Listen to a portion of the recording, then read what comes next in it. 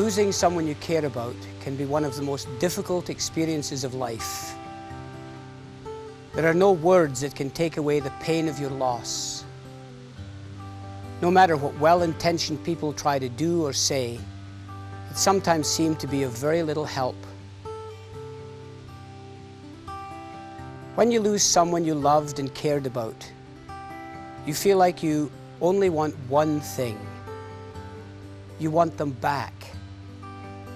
You would like to somehow wave some kind of magic wand and be able to change the situation, to make everything right. And it's frustrating because you can't. That hurts. I know because, like many of you, I've had my own personal encounter with grief after a significant loss. Hello, I'm Dr. Bill Webster, and while I have academic credentials and practical experience in the field of grief counseling, truth be told, I really learned about grief the hard way because I experienced it. My wife Carolyn was just a young woman in her late 30s when she died suddenly and unexpectedly of a heart attack. We'd only been married for 11 years, and we were the proud parents of 2 boys who at the time their mother died were only 9 and 7. We'd no idea that she had any kind of a heart problem, but one morning, without any warning, she collapsed on our kitchen floor. When the ambulance arrived, the paramedics assessed the symptoms and decided to transport her to the hospital right away.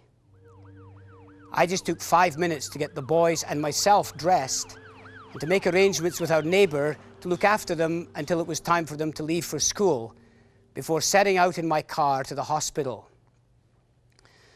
I remember that journey vividly. It's like a moment frozen in time in my memory. I recall writing a little scenario in my mind about what would happen and what I would find at the hospital. There would be a doctor, and the doctor would say, "Now, Bill, here's the situation and here's the solution. Here's the problem and here's what we're going to do about it." And in my little scenario, although I knew the situation was serious, I always thought it would be manageable. Because while we all know that tragedies occur, have you noticed how we always seem to think that tragedies happen to other people? Things like this can't happen to me or to my loved ones. But when I got to the hospital, there was a very different scenario being played out. Well, there was a doctor there, all right, but he told me that the situation was extremely grave. Looking back on it now, of course, I can see that he was really trying to prepare me for what he already knew was inevitable. But I was still hoping that my original scenario would work out. So I thanked him, asked when I could see her, whether she would be admitted to the hospital or if I could take her home. It was like I didn't hear what the doctor was telling me. Probably because that wasn't what I wanted to hear. The doctor went out and came back a few minutes later. And with 4 words, my life would be changed forever. Because the doctor said, "Your wife has died."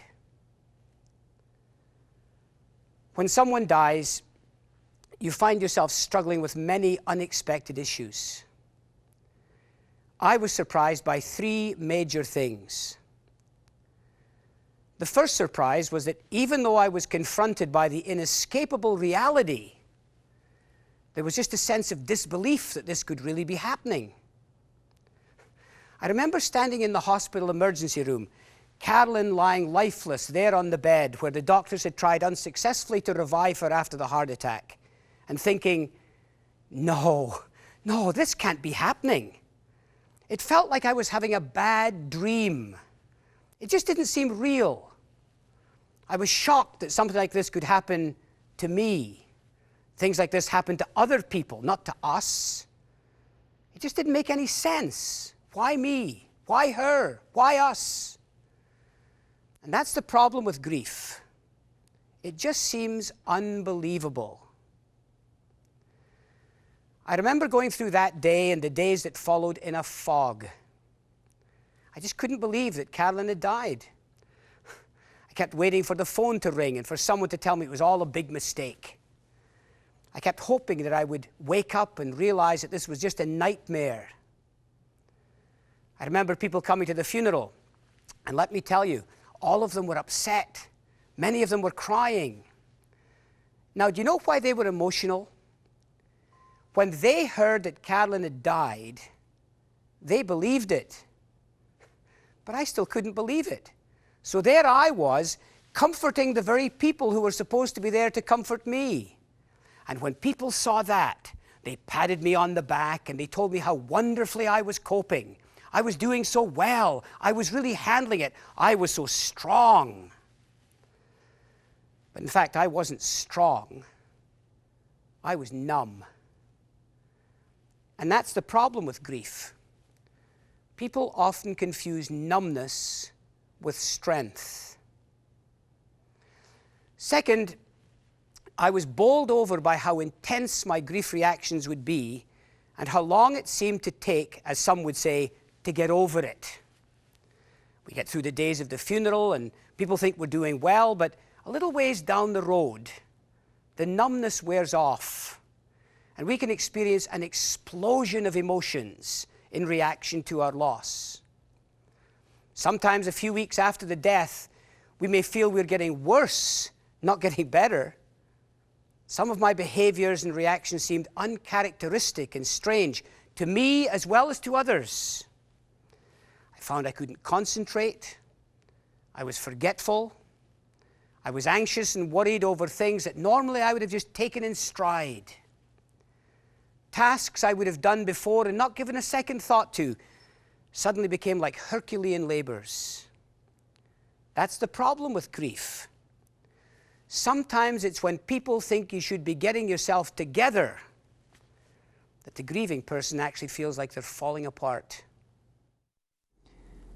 There were so many factors that made my loss unique. First of all, my wife died suddenly at a relatively young age. It was unexpected, so it came as a shock to us all. It took some getting used to. But then there were other considerations. I'm male, and an English male at that. There are so many stereotypes that say that men shouldn't cry and that we have to be strong. But that didn't work, because I found myself emotional and crying a lot. It was as if I could hear my father's voice saying, "Come on, Michael, pull yourself together, just get on with it." My dad's been dead 20 years now, more than that. But his influence still seems to carry a lot of weight. I felt like I was letting him down, letting myself down, letting my heritage down, letting everybody down. And thirdly, I was surprised by some people's reactions. People mean well. They're sincere, they're well-intentioned, and they do want to help. But some things don't help. The problem with grief is that it can turn our whole world upside down. But other people often don't realize the intensity of what we're going through. So we do not see the world as it is. We see the world as we are. I realize that for some of you watching this, your world looks like a very different place than it did before. I believe that it's very important for all of us to try to understand what the world looks like to a grieving person, rather than, as so many do, trying to make them fit into our world and the way we see things.